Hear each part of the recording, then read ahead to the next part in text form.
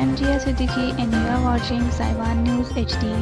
Now weird news from Paris. As per our Bureau Chief Chaudhry Asim Ahmad from University and Campus France representatives with Ambassador Asim Iftikhar Ahmad, head of the 3rd Choose France Education Fair in Pakistan next month. Exchange of views on enhancing educational cooperation, including opportunities for Pakistani students in France, collaboration between universities, dual degree and faculty exchange programs.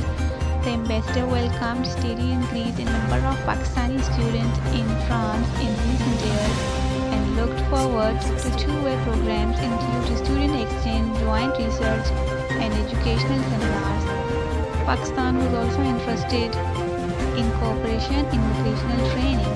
The ambassador also welcomed that an important delegation comprising heads of various leading private sector universities of Pakistan were visiting Toulouse for education fair.